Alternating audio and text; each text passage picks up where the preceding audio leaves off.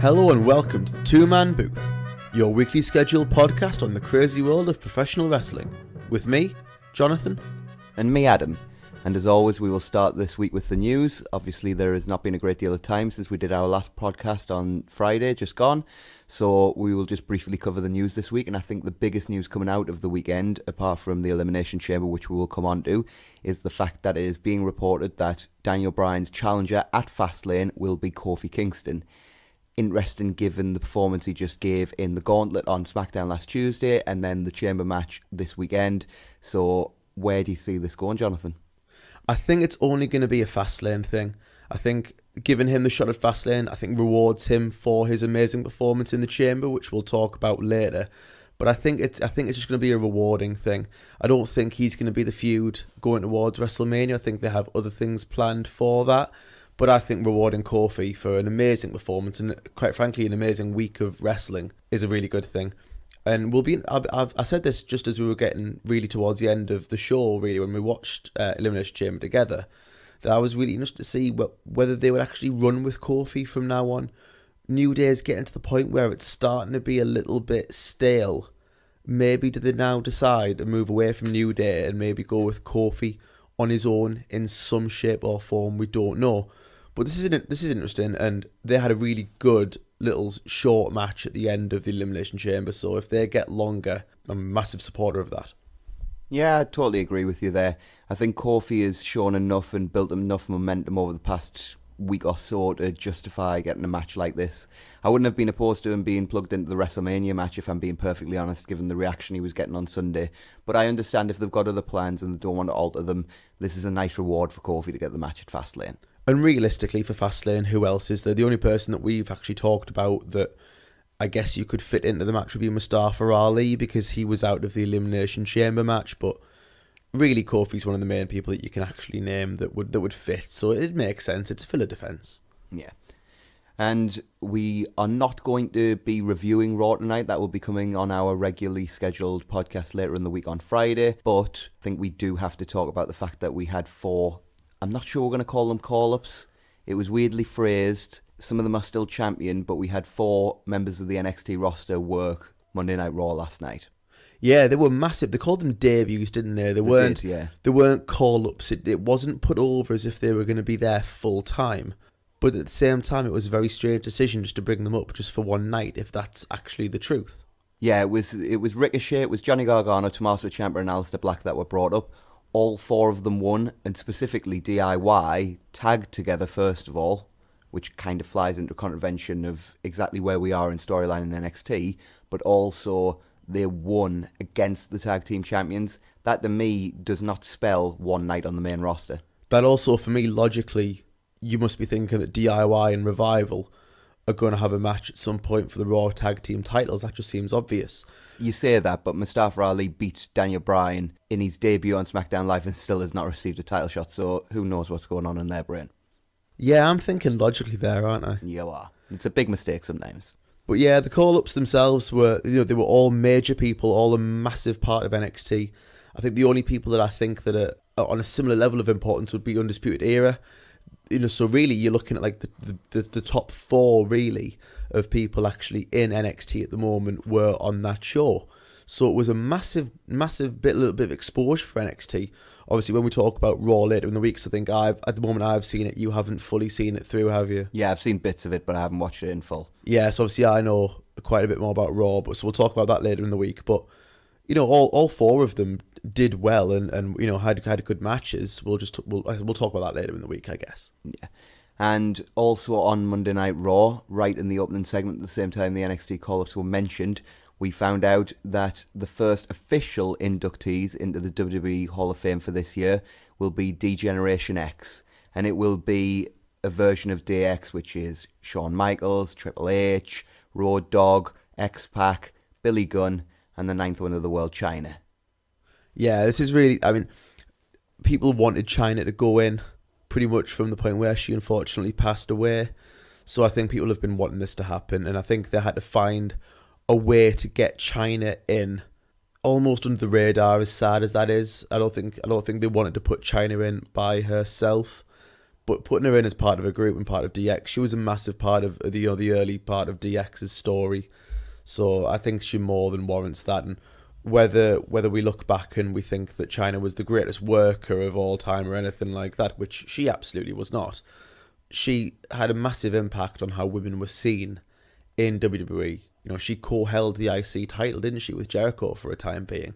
So, she has the prestige and the reputation, and in terms of kayfabe, she more than deserves to be in that Hall of Fame, and it'll be, like we talked about with Natalia and with, Jim the Anvil going in, whoever inducts her, it'll be a really, really emotional moment, and I'll be interested to see who they do pick, because, Hunter would fit. But he's in. But Hunter's in DX, so we can't, so I'm curious as to who actually does induct DX. Yeah, it will be an interesting one, that one. And we also have found out this week via Twitter that AEW is not planning on running WrestleMania weekend anytime soon.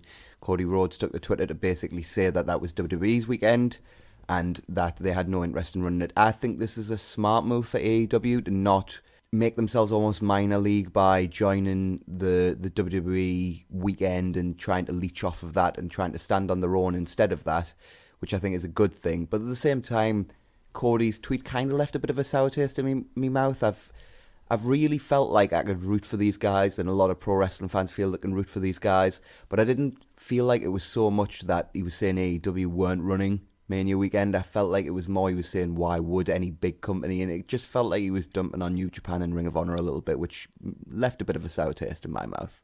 Yeah, I think what Cody was saying on its own actually had a good message behind it. I just think maybe he worded it really badly, because you're right, it did come across a little bit like, well, we're not running it, I don't know why anyone would. So it did come across a little bit badly, but at the same time, I gained a lot of respect for AEW, seeing that and thinking, yeah, you know what?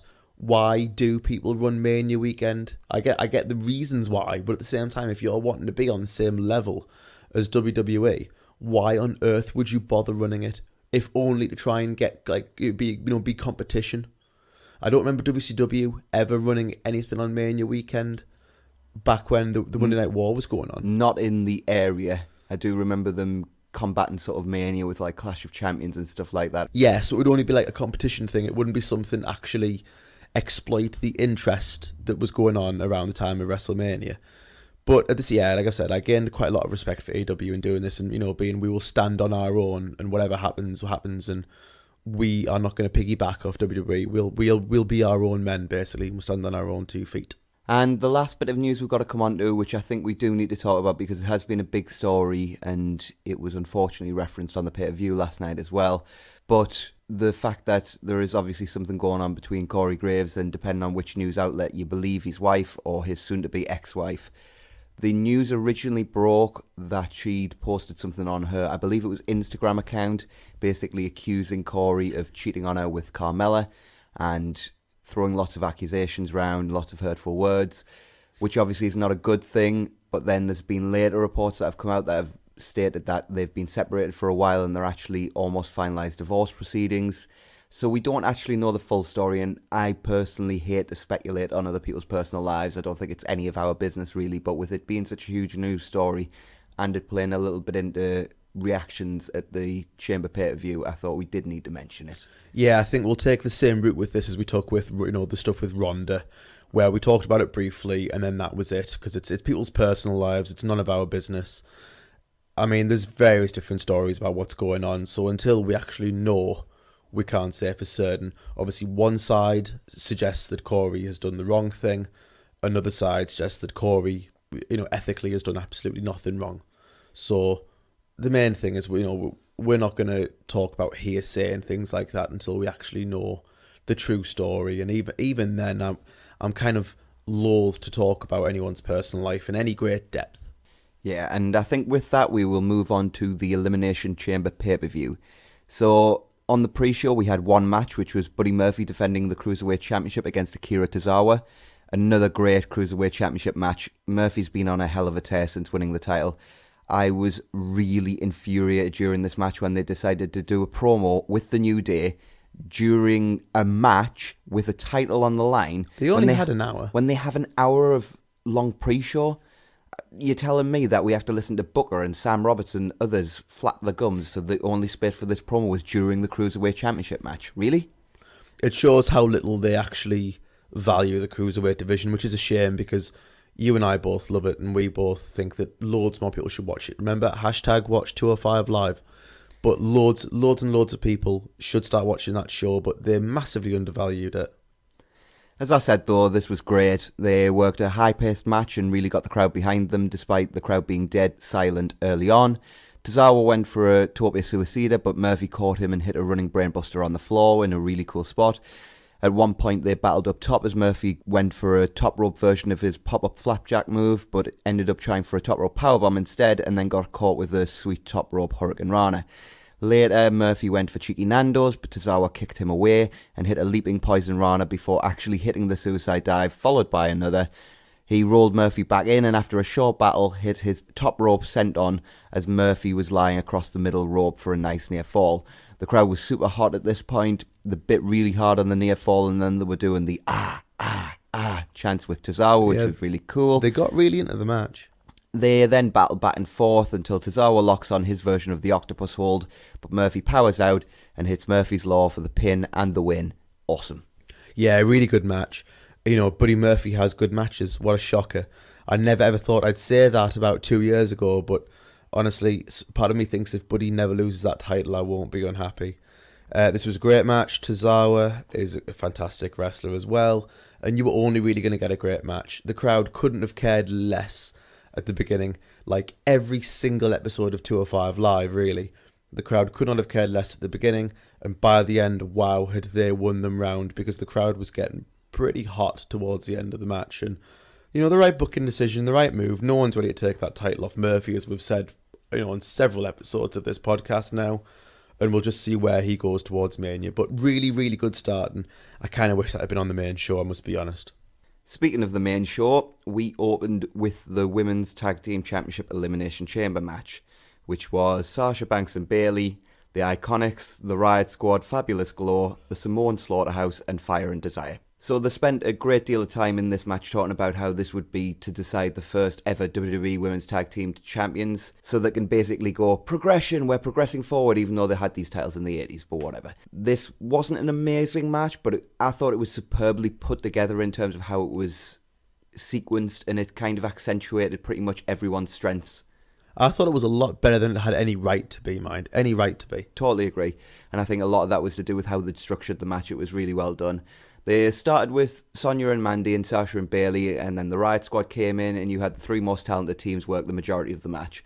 The Iconics did some awesome character work, such as desperately trying to pin everyone the second they came in after the others had done a Tower of Doom spot. Later they attempted to hide.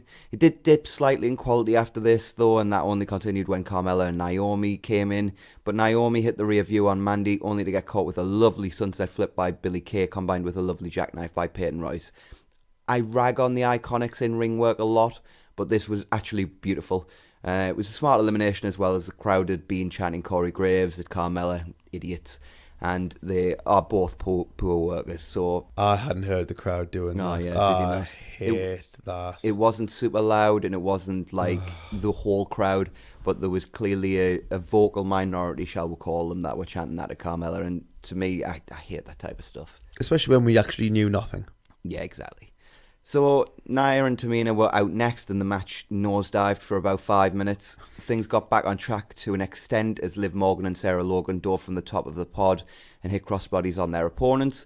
Liv tried to go back up to a pod, but Nia hit a top rope Samoan drop instead, and after an ugly looking Superfly splash from Tamina, they eliminated the Riot Squad. Nia then went after Bayley on the outside. She charged at her, but Bayley moved and Nia crashed through the perspex of a pod. The other four competitors then ganged up on Tamina. A Meteora from Sasha and a top rope elbow drop from Bayley saw everyone pin Tamina to eliminate them. The crowd loved it, as did everyone who loves pro wrestling. The two teams that started finish, which was quite cool, and continued the theme of this being put together so well. A backstabber by Banks on DeVille and a Bayley to belly got a near fall as Mandy broke it up. Mandy tried to escape to the safety of the top of her pod as Bayley and Sasha chased her. In a nice callback to last year's Chamber match, Sasha helped Bayley up rather than kicking her down this year. Not that it would have made any sense anyway, but it was still a nice sort of callback spot. Bayley and Deville ended up fighting on the floor until Deville drove Bayley into the pod. Sasha was sent shoulder first into the pod, and Mandy hit her version of the Impact Buster, which actually looked more like the Angel's Wings this week. It did. Yeah, she kind of span with it. But Sasha kicked out as the crowd actually got very hot towards this point. Miscommunication saw Sonya spear Mandy Rose, and Sasha pulls Sonya down into a crossface, but in a great piece of storyline, can't use her shoulder, so locks it on with her arm and one leg. Sasha fighting the entire end of the match without Bayley and fighting through the shoulder was brilliant booking. This match had its ups and downs, but the end was perfect. I don't know who they had working the production truck mine tonight, but the camera work and direction was unspeakably appalling. Specifically in this match and one spot from later on that we will get to. Yeah, I think the theme of the camera work being a bit odd was something that was actually a sort of a theme throughout this whole show, really, and we'll talk about that, I think, more as we go on.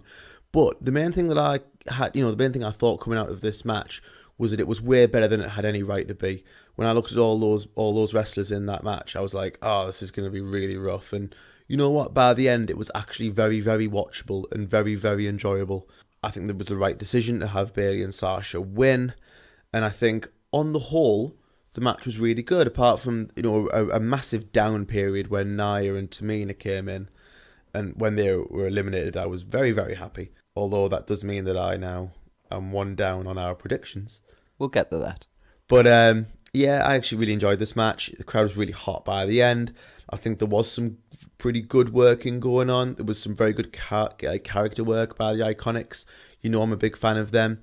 But there was some botches and things like that dispersed in and out of the match. But on the whole, it was actually a really, really good start of the show, and I was pleasantly surprised by this match. So, post-match, Sasha and Bayley, as well as Beth on commentary, are very emotional. They didn't say much in their promo, but it was a nice moment. It was an emotional moment. Yeah, it was really emotional. I was quite concerned at one point that it did kind of sound like the crowd were booing them a little bit. I didn't hear that. Yeah, I don't know if it was actually real or I've just heard it kind of thing. But it was a really emotional moment. We both know, and we all know, how big a part of the women's evolution trademark that they've been a part of. Bayley and Sasha, the four horsewomen, pretty much dragged women's wrestling from the ground up in WWE. So therefore, for the two of them to be the first tag champs, and we know their relationship throughout their whole of their history together, I honestly don't think you could have picked any two people more perfect for the first tag champs. And like I said, it was really emotional, and it was a cool moment after the match. Yeah, and I have got my notes with me, but I completely forgot where this Kevin Owens promo came in, so I'm just going to talk about it now, not knowing whether it was in between these two matches or not. I don't know, actually. Yeah, but basically we had a promo with Owens in his car. He was basically saying he was going to go home and watch Elimination Chamber with his family, and he basically said he didn't like pineapple on his pizza, but then he tried to eat it anyway, and he didn't like it. He has good taste at the very least. Yeah, it belongs nowhere near pizza. It was a really weird promo, though. Yeah, I think what they're doing is building him up for something. Yeah, there's been rumours going around the internet that the match for Mania that Bryan's going to have will be with a returning superstar, and the only person that I think makes sense to us when we were talking about who would be coming back would be Kevin Owens, because he's clearly portraying this like everyman character, the man of the people. He's just like you. That's why they're having him suck at bowling. That's why they're having him not like pineapple on his pizza, because no regular human likes that. And it certainly, he sits in complete opposite to the current WWE champion, Daniel Bryan. I think it fits most. Yeah, people have mentioned like Wyatt, but realistically, apart from Rowan being with Bryan, there is no reason whatsoever for Wyatt to come back. So I think that's what they're doing with Owens. Part of me thinks it's great that he's going to get a WWE title shot, but at the same time, part of me really, really wishes that they'd waited and brought him back with Sami Zayn and done, Steen Jericho as a tag team. I'd have loved to see that. So we then moved on to our match for the SmackDown Tag Team titles. Miz came out before the match and he brought out Maurice. He has an announcement. They're having another baby, which was lovely news. I don't know whether this will play into the story as well, but I noticed that Miz worked the match in his Miz and Mac top, whereas Shane wore a Shane O'Mac top. Did he? He I did, did yeah. not notice that when we watched it. I only actually noticed when I was going back to look at a spot in this match that I couldn't exactly remember what had happened, so I was just going back just to update me notes because I'd made a bit of a mess of them when I was typing them up. And as I looked, I went, Shane's wearing a Shane O'Mac top. I did mention last night when we watched it, didn't I, that I wonder where they're going with it. It might be that, Miz considers himself a lot more involved and invested in the team than Shane is. That would Certainly. fit. Yeah, and we will come on to the backstage segment that you're referencing later on. We'll probably just talk about it actually after we talk about the match. So let's go through the match. Nothing really happened early on, and then Shane got the hot tag and sort of ran wild, looking gangly and uncoordinated as he did so. Shane looked so old. Hey. So old. Hey, Shane did a couple of really cool moves. What, the float over DDTs where he nearly died? No, the sunset flip was beautiful. It was, actually, to be fair. The sunset flip was well executed. Like, but Shane looked legitimately like a trained professional wrestler for a couple of minutes. he threw punches that looked like they either didn't come anywhere near the opponent or legitimately injured the opponent. And then he hit, I think, 2 float over DDTs, which just looked absolutely awful. Yeah, I do agree. I just think there was a couple of nice moments for Shane. So Shane then hit the coast to coast on one Uso, but when he went to do the same to the other, he hit a super kick, which was followed by a superfly splash, but Miz broke it up at 2. Miz hit a springboard double axe handle. I've never seen Miz hit a springboard move before, but then got caught with a Samoan drop. Miz took both Usos out on the outside and laid Jay on the announce table. Shane went for his top rope diving elbow, barely made it, and hit more of the table than he did of Jay. Miz rolled Jimmy in and went for a skull-crushing finale, but Jimmy fought out and went for the superfly splash. Miz got his knees up and a quick cradle got a 2 count. Miz then hit the skull-crushing finale for 2 before Jimmy counted that pin into a pin of his own for the win and the tag titles. Miz apologised to Shane after the match, and as they walked to the back, I was convinced somebody was turning. The paranoia is real. Sorry, Usos. Partially surprised in terms of the fact that I thought they would do the title change if Shane and Miz were going to drop the belts at Mania rather than at Elimination Chamber, partially because of what happened with Jimmy Uso last week. But really cool to see the Usos win the tag titles, and I have heard rumours and rumblings of their contractual situation, the fact that that might be coming up soon, so this may be something to do with why they have won the tag team championships in kind of a random match. Yeah, because it didn't really... It seemed to come out of nowhere. I'm very surprised that they took the titles off of Shane and Miz, because I think, like you said, it was something that was going to run until Mania. At the same time, I'm more than happy that they're not tag champs anymore and that the titles are back on the Usos. And I was the same as you. I think we both saw the end of the match and we were both looking at it going, oh, like, because we both thought Shane was turning. And Shane looked so, like, angry and annoyed after the match that it really was coming across like Shane was disappointed that Miz had lost, where he had, gone above and beyond and laid his body on the line for the team, and then Miz had just lost. But that does not appear to be the story that they're telling. I don't know, because, later in the show, and I think we should just probably cover this now rather than covering it later on when it happened, they cut backstage and we saw Miz and Shane in the trainer's room, and Shane's getting iced up after which probably was legit because of all the crazy stuff he did, as he does every match. I don't know why he doesn't just stop. That's why he can only wrestle once a month. Yeah, well, that's too much. You should just hang it up, man. Hang it up. But he's backstage and he's being iced up, and Miz is on the ceiling. He's so annoyed, and Shane's quite calm, and he uses his shoot name. He says, Mike, calm down. And I hate when they do that unnecessarily. Like, shooty stuff has become far too commonplace in WWE. But anyway, they go back and forth for a bit, and Shane basically says, go home, chill out, and I'll see you on Tuesday. So I think coming back to what you said earlier about potentially there's going to be a turn with Miz feeling like he's more invested in the team than Shane. It wouldn't shock me if that's where they go. I look at everything that's been talked about as potential matches for Mania, and I think, why would you do Miz Shane at Mania and waste a spot on the card? I have no desire to see them two wrestle, especially if it's going to keep something like the Cruiserweight title on the pre-show. Yeah, I totally agree. It's going to take up time that could be used far, far better for something else.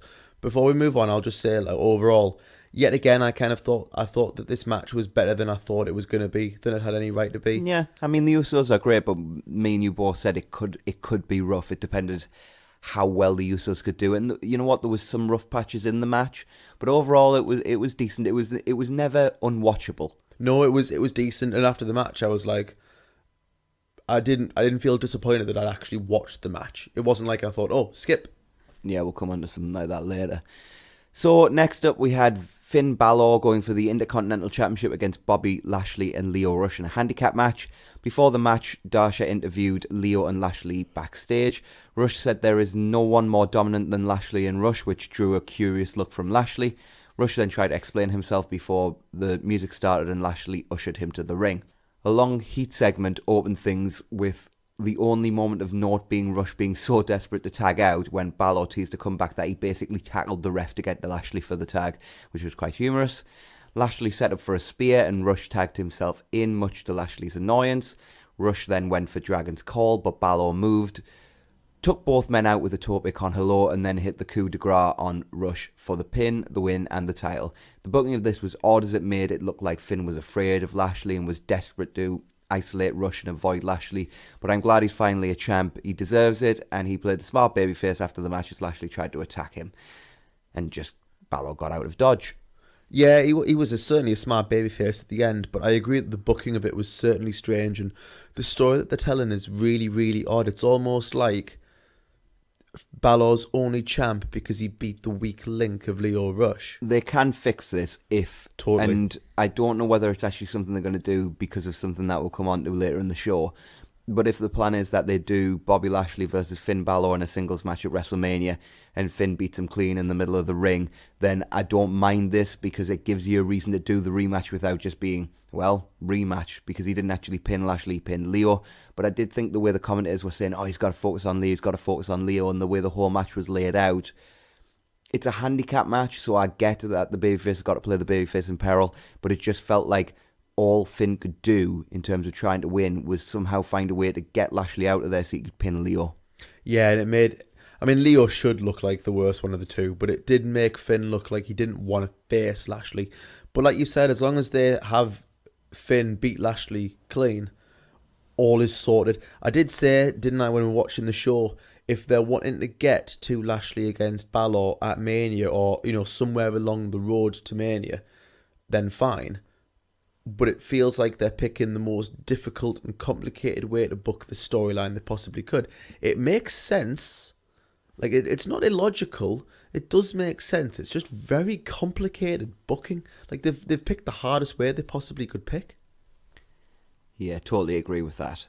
And we then moved on to the Raw Women's Championship match with Ronda Rousey defending against Ruby Riott. Pre-match, they highlight the Becky-Charlotte-Ronda feud and show footage of Becky attacking Charlotte from behind at a live event and getting beaten up because she's a loser. This re-injured Becky's knee. Charlotte came out and played the biggest heel going. Her dad would have been proud of this promo. She's got the awful heel character down to a T. Absolutely loving Charlotte's work at the minute. And she just has zero redeemable features. She said Becky needs the approval of the fans, but the only approval she needs is in a mirror. Rousey came out in Mortal Kombat gear. She basically hit the Piper's Pit, and then the requisite WrestleMania sign point was followed up by the armbar for the submission victory. A perfectly serviceable squash for Ronda on the road to WrestleMania. Ronda and Charlotte started arguing in the ring until who came down? The man came around. The man came around. You want to talk about the match before we go into that? Yeah, I would have, if it was me, I would have given Ruby a little bit more. I don't think Ruby had to, like, you know, didn't have to be competitive or anything like that, but like, I think Ruby deserved a little bit more. I do get that, because I like Ruby and I think she's very good in her role. I would never say she's a top star of the women's division, but in terms of, like, if you imagine the women's Solid division workers, yeah. having a mid-card, she'd be perfect in the mid-card of a women's division. But Ronda needs to just destroy people at the minute. We're heading into WrestleMania. They're probably going to main event. It's the biggest match they can do as a company now. I think I think this was the right decision. Just have her go in there, dominate. They kind of ruin it, and we'll cover it on Friday in more detail. But I know her and Ruby went, 12, 15 minutes, something like that on Raw? Yeah, they had a really competitive match on Raw. Like, they were the main event. So totally takes away from what they did last night. But in terms of just this, in a vacuum, I thought this was well done. Yeah, it's inoffensive to me. I just wish Ruby had got I'm not saying like a competitive match. I just mean like a little bit of offense before Ronda then, you know, snaps her arm off, basically. So, as we said, the man came through the crowd on crutches. Security, for some reason, made zero attempt to stop her for this. Becky threw one crutch at Charlotte, who caught it, and then Becky beat the ever-loving hell out of her with her other crutch. Ronda was entertained by this, and Becky and Ronda exchanged a look, and Ronda picked up a crutch and headed towards Charlotte, but Becky hit her with the crutch too. Becky destroys both women. Ronda was just flailing around while selling, so Becky ends up catching her in the head a couple of times, busting her open. This was one of the things where you can see Ronda's lack of experience as a pro wrestler, and in that situation, the last thing you want to do is to be flailing about. We actually saw it with Mustafa Ali not knowing how to sell the Garvin stomps when he faced Orton a few weeks ago, and he sold it like you would a regular stomp, not realising that Orton was doing the thing where he goes all the way around his body. So when Orton's going for the next stomp, Ali's flailing his head up and he gets caught massively in the head. Ronda was the same here. She wasn't offering Becky nice chunky bits of meat on her side or anything to hit. She was throwing her head in the air, and Becky ended up catching her a couple of times and badly busting her open. Security finally tipped up, but they're useless, so Becky continued the beatings. Eventually, they escorted her away as babyface announcer Michael Cole tours the company line and chastises her. This was a great segment after the match, which Cole did his best to ruin. We've talked about how Becky Lynch is the closest thing we've seen to Stone Cold Steve Austin since Austin. Yeah, do you remember how JR would always bury Austin on commentary? This is what I mean. The main difference between Becky Lynch and Stone Cold Steve Austin is the difference between Michael Cole and JR. On the one hand, you've got JR, who's putting Austin over as this amazing everyman. He's behind him. He's screaming at the top of his lungs. You are in no doubt. You could be the stupidest person on the planet, and if you were watching that show and you hear JR talk about Austin, you know that he's the guy you should be rooting for. If there's some kid out there now who hasn't fully formed their brain yet and is just watching pro wrestling because they think it's cool and they're watching this, they have no idea if they're rooting for Becky Lynch just by listening to Michael Cole, and that's a massive problem. It's been a massive problem for a long time, and it's something they really need to fix. Yeah, because you leave it up to people's intuition to go like, oh, that's cool. And that's why they have problems building their own baby faces now, because they can't subtly let you know, like, that's the guy you should be cheering for, or that's the girl you should be cheering for because they're awesome. Cheer for them. They have to either not do it, like this, or they force it down your throat. And like Roman. It would be one thing, like I have seen 3-man teams in other companies where they use one colour guy as the babyface and one colour guy as the heel, and the play-by-play is distinctly neutral and very company line. WCW. If that was the case and Cole worked that way, that would be fine. But the thing is, the two colour people he's working with are Corey Graves and Renee Young, and they jump the rope from heel to babyface more than Dana Brooke. Yeah, remember, it's infectious. But yeah, like WCW used to do that pretty well. And that you'd have, Shivani, who was just the play-by-play. You'd have Tanay, who was the sort of analyst guy. And depending on what booth you had, you'd always have like a heel guy with them. Like a Heenan or a Zbyszko, yeah. Yeah, you'd always have a heel guy with them, and it worked really well. I mean, I think three-man booths aren't as good as 2-man booths in general. I think the 2-man booth is definitely the way. I think the 2-man booth's the way to go, yeah. It's the best thing going today. Okay, Owen. So we then moved on to the worst thing going today. And I am not understating that. Baron Corbin, Braun Strowman, no disqualification match, which the announcers needed to mention 74 times, I believe, just in case you were unsure. Yeah, do you know a no disqualification match has no rules? Did you know Braun Strowman versus Baron Corbin was a no disqualification match? Was it? Yeah, true story. Man, I only heard that once, I think. Yeah, I think the reason I only heard it once is because I very quickly fell asleep. Quite possible in this match. I unfortunately didn't. This sucked its way along for about 6 minutes before Strowman hit a running power slam through the table. I was happy because it seemed the match was over, but alas no! Drew McIntyre's music hit. Strowman was ready for him, but Lashley attacked Strowman from behind with a steel chair. The three heels beat Braun down for ages, like it seemed to go on forever. I was convinced this match was 40 minutes long. It wasn't, but it felt that way. And eventually they hit the Shield powerbomb off the steel steps through 2 tables stacked one on top of the other, and Corbin pins him for the 3. I don't want to get angry about this match because this match sucked all my energy out of me, and I remember just watching, just having zero cares to actually get angry at the time. But now I look back, I'm like, what? This absolutely sucked just to start off with. But Vince pulled Braun from his title match at the Rumble because he didn't want Brock Lesnar to pin him again. He thought it would hurt Braun Strowman if he lost to Brock Lesnar. But a month later, he's all right with him losing to Baron Corbin. And I know people are going to say, oh, it was 3-on-1, whatever. I'm sorry. Baron Corbin pinned Braun Strowman. You're telling me that doesn't hurt more than Brock Lesnar, the Beast, the person who's basically had the Universal title for about 17 years in a row now.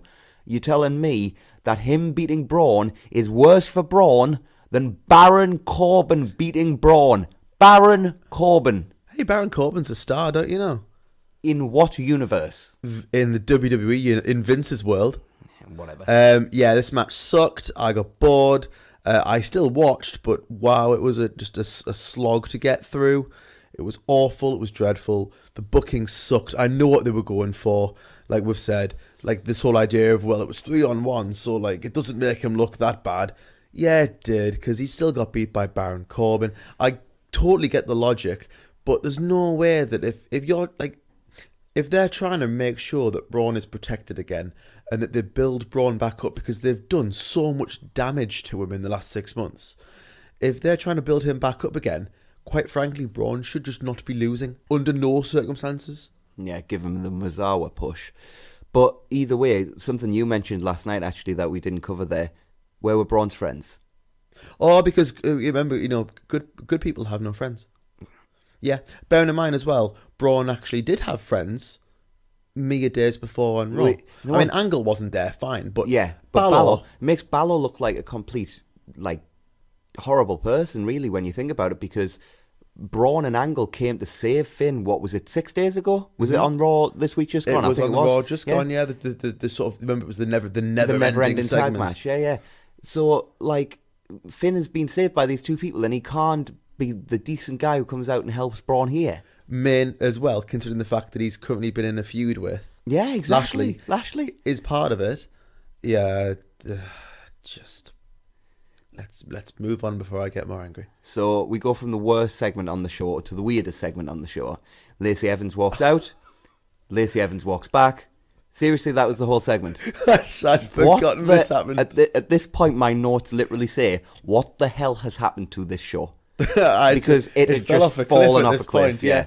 I mean, fortunately they regained it, but it really had fallen off a cliff at this point. I forgot that she'd done that. Like, is she like meant to be like a catwalk, like a runway model kind of thing? And To that's be why honest, they're doing it. I defend NXT with almost every breath in my body because they produce consistently awesome television. Sucks. But even in NXT, I had no clue what her gimmick was. At one moment, she was a soldier. The next moment, she was a pin-up model. The next moment, she was 50s, somebody from the 50s, And I was just like, can you decide what she is? And I think we've mentioned it before because I seem to remember us scrambling to try and remember Chelsea Green's name when we're thinking of somebody who'd done a split personality gimmick. But I just don't get her gimmick. I don't think they get her gimmick. And this was just weird. Yeah, it was dreadful. There was more development on Raw, but we'll talk about that on Friday. Anyway, we then come to the best thing on this show, and we've had some good stuff so far. We've had some very bad stuff, but this was very, very good. It was the WWE Championship match inside the Elimination Chamber with Kofi Kingston, Jeff Hardy, Randy Orton, AJ Styles, Samoa Joe, and WWE Champion Daniel Bryan. Bryan was last out and complains about how he and Rowan are being treated. He points to how he was first in the gauntlet and now he is first in the chamber. Referees take Rowan to the back as Bryan screams no. He cuts a great heel promo and destroys the crowd in a moment of pure ecstasy for chanting what. The way he shut that down was absolutely beautiful. Yeah, it was pretty beautiful, I'm not gonna lie. But Bryan's become so good at taking the mickey out of the crowd as a heel that I'm not surprised. So we opened with Joe and Bryan and they had a stiff opening segment. It was great, they just beat the hell out of each other. Bryan leaves a lovely outline of his hand on Joe's chest and Joe's chops are registering on Richter scales everywhere. Kofi was out next and he hit a big spot when he hit a trust fall onto Dragon and Joe. Joe hits a disgustingly awesome senton on Bryan. AJ is out next. He hits a phenomenal forearm on Bryan as he is climbing the cage. No idea why Dragon was climbing. Like he was climbing for ages as well. I love this match, but there was there's a couple of things that happened in it that I was just like, they just did that just to set up the spot, and this was one of them. Where, like you said, he was climbing really, really slowly because I don't think AJ was in position as quickly as Brian thought he was going to be. But also, why was he just climbing up the cage? It would be one thing if he'd been climbing up near a pod, but he was literally climbing up in the middle, like in between the two pods. So it made no sense. Yeah, it's not a cage match. There is a roof. Yeah. So anyway, Joe went for a Coquina clutch on Kofi, and in a callback to their SmackDown match, Kofi goes for the Bret Hart finish, but this time Joe kicks out and holds on. Kofi then hit a chin checker to break the Coquina clutch, and Styles hit the phenomenal forearm to eliminate Joe. This was another bit I didn't like. What the hell? What the hell? Why did they do this to Joe? I absolutely hated this. Their booking of Joe sucks. He's awesome, and they do nothing with him consistently. Awful, awful, awful. The crowd hated it too. Just boos as soon as he was eliminated. Yeah, I don't know why they don't see it. I really don't know why they don't see it in Joe. Like, Joe's a main eventer. At the very least, he's an upper mid-carder. And he's just killing it all the time. And yeah, he cuts great promos, has great matches, has a great character. The crowd buys into him, and he's over. Like, I fail to see the problem. Yeah, 100% with you there. So Jeff Hardy entered next in probably the least climactic who will be entrant of all time, as we'd already established Orton was the final entrant. I don't know why they did the whole thing where they went above the cage and we went the back and forth. Ooh, who will it be? We knew it was going to be Orton. And I was saying that when we were watching it. You could see the confusion in the crowd, like, why are we going through this process? Like, we know Randy's last. Yeah, I was saying that as we were watching it. I was like, hang on, but otherwise, what was the point in SmackDown? Yeah, exactly. So Jeff ran wild and nearly botched a pottery in motion off an unknowing Kofi's back onto Brian on the outside. He went for a twist of fate on AJ, but AJ countered with a Pele. AJ and Jeff battle on the pod. The eventual result, and I'm not sure how they got here, was AJ lying spread eagle across the top turnbuckle, and then Jeff jumped off the pod and hit an awesome swanton bomb on AJ while he was still in that position. AJ got stuck for a long time, if you remember. I honestly couldn't recall. Yeah, he was stuck in like a tree of war type thing for a very long time. Right. So it was an awesome spot anyway, which was perfectly executed by Jeff, because if he hadn't, he could have seriously hurt AJ. It was a dangerous spot, but they executed it perfectly. It was probably the most perfect swanton I've seen Jeff hit for a while. Yeah, because with the amount of injuries he's got, he's just been kind of landing on dudes. Yeah. But if he'd done that to AJ here, he would have seriously hurt him. One thing I will say as well before we move on, and it's a very minute point, but Jeff's gear was really cool in this match. Yeah, he was wearing like the 99 Hardy's gear. Yeah, he looked, because he was wearing like the sort of the netting vest thing that he used to wear back in like the late 90s and 2000s. Why was that cool? I don't know, because when we both saw it, we were both like, oh, awesome, Jeff's wearing his gear from the late 90s. And then we looked at it and we were like, yeah, it's like a net vest. Like, why is that cool? But it was, and it was awesome, because it just reminded me of how much I used to love Jeff back when I was a kid. When I was a kid, the Hardys were like my favourite tag team. E&C for life, brother. Nah, I was a mark. Baby faces. Yeah. So Jeff anyway then stands up after he hit the Swanton bomb and immediately eats a Basaiku knee and is eliminated by Daniel Bryan. So Orton was in next. It got boring for a while here until AJ hit that awesome STO style backbreaker he's been doing on Kofi. AJ went for the phenomenal forearm on Kofi, but Orton caught him with an RKO, which was more like a Tower of London by the end, which was kind of awesome. That eliminated AJ. Orton caught Dragon with a power slam that ended up more like a side belly to belly in a moment of great improvisation by Orton, because somehow they screwed up what they were doing. Yeah, they missed it. And if he'd went for the power slam properly, he probably would have ended up dumping Bryan on his head. So he completely in the moment improvised and hit the side belly to belly. Really, really good professional stuff from Orton. Kofi then hit a Trouble on Paradise on Orton, and Kofi finally beat Randy. 10 years in the making. Kofi got his win over Randy. Yeah, it's taken him long enough. And Randy didn't call him stupid either. Yeah. So the crowd at this point was going nuts for Kofi. Bryan started kicking him, but Kofi was no-selling it. Bryan hit the former yes kicks, but Kofi ducked the final effort and hit the SOS for an amazing near fall. Bryan hit 4 successive corner drop kicks, but when he went for number 5, Kofi caught him with an attempted double stomp to the chest, but it ended up being more like a single stomp to the groin. Probably not a nice feeling for Bryan there. But that got another nice near fall. This was already a great match, but these guys just kicked it into top gear here. Bryan hit the Basaiku knee, but Kofi kicked out, and the crowd was in a frenzy at this point. Bryan hit the holding stomps where he holds the arms and just stomps on your face. And he actually did stomp on Kofi's face, at least for the first one. Yeah. And he went for the knee again, but Kofi hit Trouble in Paradise for just one of the best near falls. At 2, Bryan countered into a pin, and this is where we come back to the awful camera work, because Kofi's hit this Trouble in Paradise. The crowd's molten. I'm on the edge of my seat, even though I'd accidentally spoiled the result of this match for myself before we watched it. But and I think you had as well, so we both knew Bryan retained, and I was still on the edge of my seat. Kofi hits that Trouble in Paradise, 1, 2, and then Bryan turns it over, and I'm like, oh my god. But then they cut away to a shot of somebody in the crowd. Yeah, and he was really interested, as I would have been, had I been watching the finish. Unbelievable. But we come back, and apparently Kofi kicked out because the match is still going. It was just ludicrously bad. Bryan then locked on the labella lock, but Kofi got the bottom rope for the break. I know some people hated this spot, not least because Tom Phillips said there were no rope breaks at the start of this very match. But it makes sense to me. It doesn't make sense why Tom Phillips would say that, but it makes sense to me that you don't have to, because you don't have to break the hold. You're not going to get DQ'd. It's a chamber match, but any submission isn't going to count because they're in the ropes. Same reason why you can't get a submission or pinfall on the outside, because it's not classed as part of the ring. So that made sense to me. But Bryan went up to the top of the pod and Kofi leaped up, showing off his athleticism. They fought up there, taking turns hitting each other's heads off the perspex and going for superplex attempts. Eventually, Kofi kicked Bryan back into the ring and went for a splash, but Bryan moved. The Basaiku knee finishes it in an awesome match with an incredible finishing stretch. Dragon left post-match, and New Day came out to help and console Kofi as the crowd chanted, "Thank you, Kofi," and gave Kingston a standing ovation. Yeah, this was a breakout performance. I mean, we spoke about SmackDown on Tuesday being Kofi's breakout performance. This was even more. This was a really, really, really good chamber match.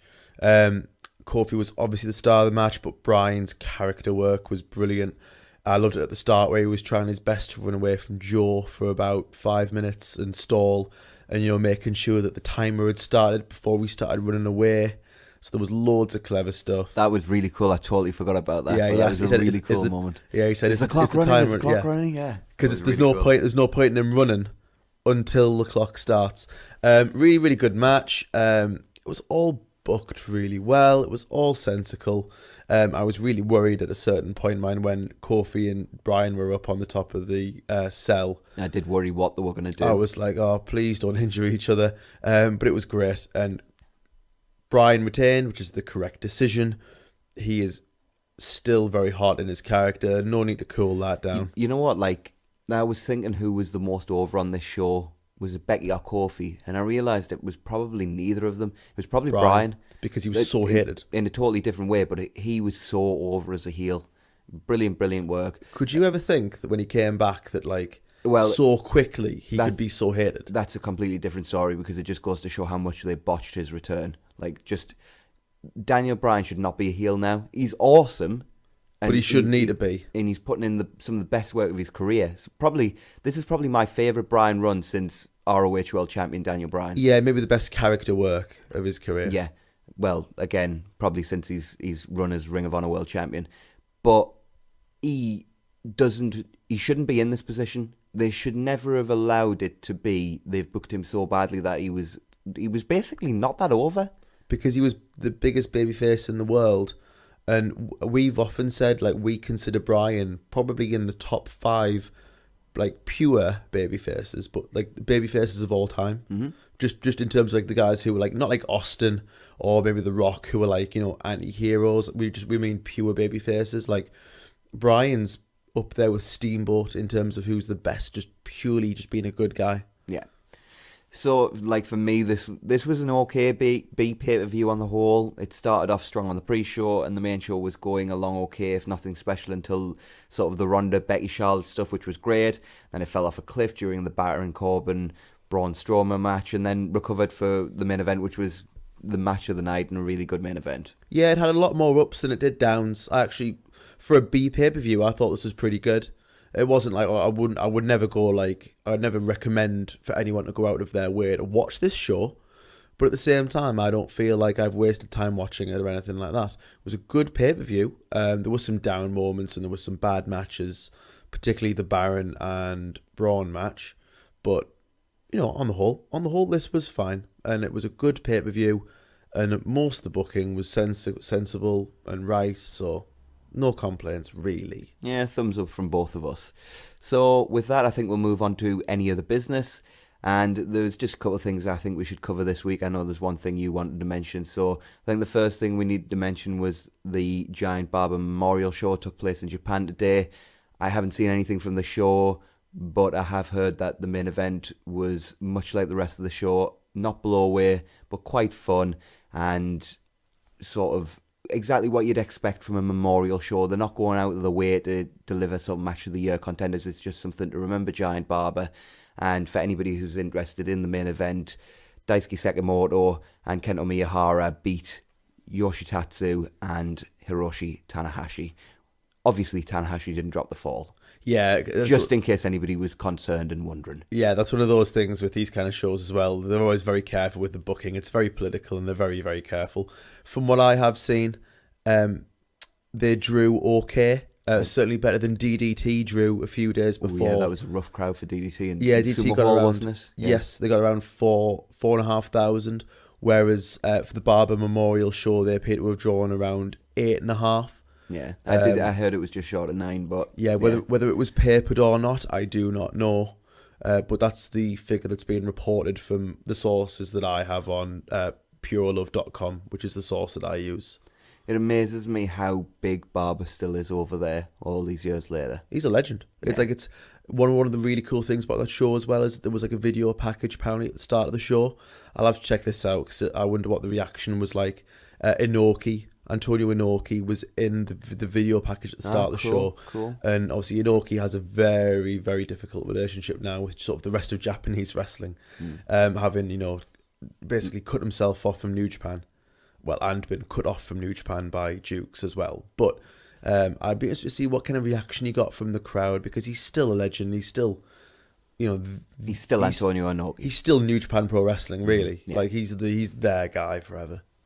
And you wanted to mention something about the Billingtons. Yeah, it's only brief, really. Earlier today, I saw one of their matches in Defiant Wrestling, and I've said this before when I talked about them a few weeks ago. Now it was. I don't watch Defiant Wrestling, but if something comes up on my YouTube subscriptions that I'm interested in, I'll have a look. They were facing a tag team, I believe, called the Models, and they had a more than decent tag match. They're both still clearly very, very green. They're being billed as a dynamic duo now. Obviously building off of like Dynamite and all of that stuff as well. Yeah. But it was a decent tag match considering they have not been wrestling for very long. Their chain wrestling is really, really good. I know that's something that you can teach fairly easily just in terms of move. The psychology is still to come. But they picked up the win, so it was their first win in Defiant as well. They still have to sort out like their look and their gear and all that because they're literally just wearing like training stuff. But I am quite optimistic for how their careers are going to go because they do look pretty good considering they are very, very inexperienced. But I'll keep up to date with how their careers are going because I know you don't watch Defiant at all. Not that I watch it, but I'll keep up to date with how their careers are going. And every time they do something cool, I'll let everyone know. And with that, it's time for our final segment this week. And this week it will be, obviously, our results from our predictions for the Elimination Chamber pay-per-view. Now, Jonathan's just making a very sad face over there, I can see. Oh, yeah. I was so arrogant last time. You were arrogant. And I can't do my smug face this time again. Yeah, because it's 1-1. That's why. To be fair, we said, didn't we, when we watched the show, that was decided after the first match. Yeah, because we literally predicted everything the same. So no matter whether we were right or we were wrong, I had won once because I'd predicted Sasha and Bayley in the opener on the main show, whereas you predicted Nia and Tamina, if I remember correctly. Yeah, I had, but I'd tell you what, I'm so glad I was wrong. Mm-hmm. Although it does look like they're going to be the first challengers for the tag belts, which we'll talk about on Friday. But as we got every prediction correct apart from Obviously, you got the women's tag title match wrong, and we both got the SmackDown tag title match wrong because we both went for Miz and Shane, and the Usos picked up the victory there. So either way, it makes it 1-1 as we go into Fastlane. I'm looking to pick up my second win at Fastlane so I can go 2 ahead by the end of WrestleMania. The title's very much vacated at this point.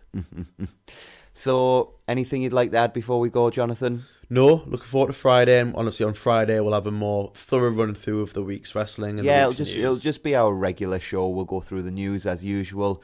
We haven't quite decided on the final segment yet. We are going to be watching a show coming up, which I do think people are going to find very entertaining. I had planned it in for Friday, but I'm not sure we can get it watched and reviewed in time. So it may be something different on Friday, but we'll let you know what that is when we know for definite we're doing it. I think it's going to take alcohol to watch that match. That show, sorry. Quite possibly. So I think some people might know where we're going. So we obviously will just do a regular show on Friday. We'll see you then. Any more you want to say before we go? No, look forward to being back on Friday. Sorry, we're out of time. We'll see you on Friday on the Two Man Booth.